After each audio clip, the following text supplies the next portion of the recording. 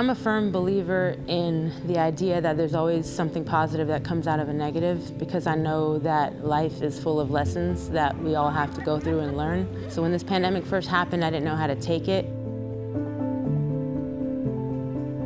One of the most challenging parts of this whole pandemic has been balancing dance with schoolwork and stuff like that. A lot of the times I'd have to Zoom, and so I'd be like trying my best to watch it when it's moving at like 2 frames per second.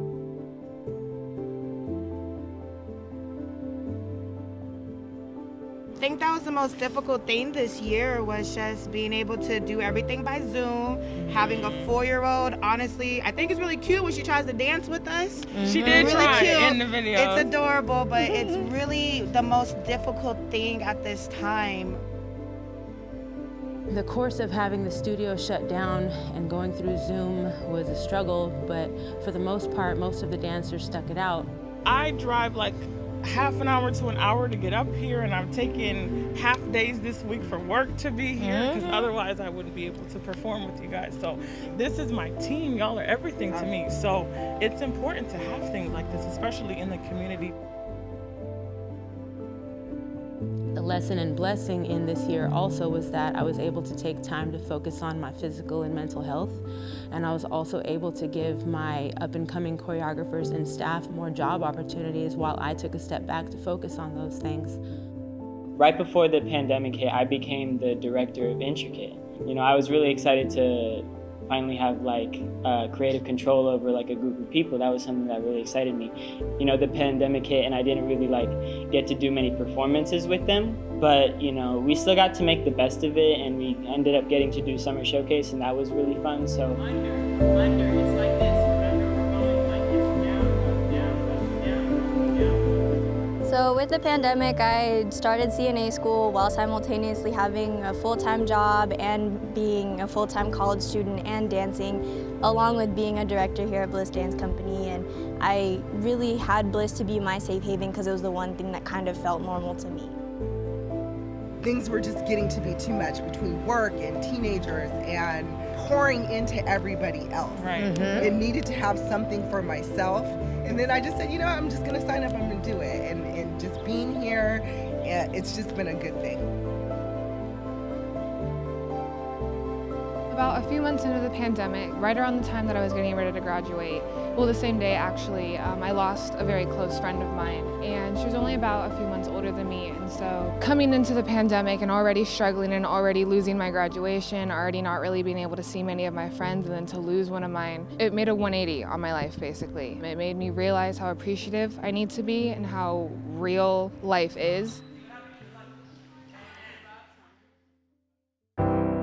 So how I got through the pandemic, the struggles was I did have to work 6 days a week to pay for college. I had to time manage dance, work, college applications, the stress of applying for colleges. So it was a lot I had to manage, but I ended up doing it.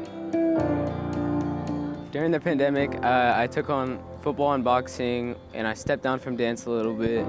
It took a while for the season to get confirmed. I'm about to head into my senior year and play a full season, but I'm glad I could come straight from football to dance. One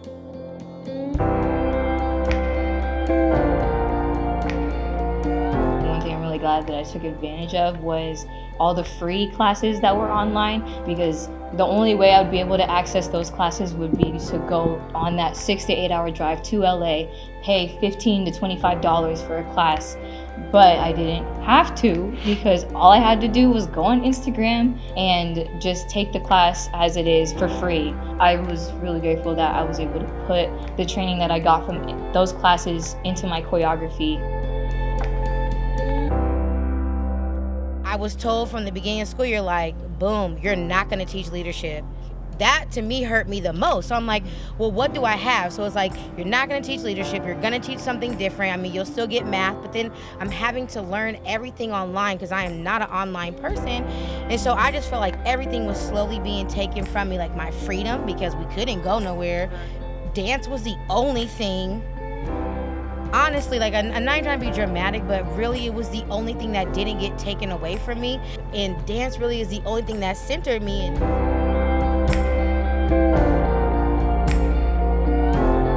Every day in our normal lives, we would be going to school or we would be going to work and seeing people every day.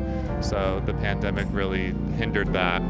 But I think for me and a lot of people at dance, I could say that dance was the one thing that kind of brought us together and gave us that sense of human connection that we had been missing. So I think that overall, even though the pandemic was really rough on a lot of us, it brought the company closer together, seeing that we had to experience this all together.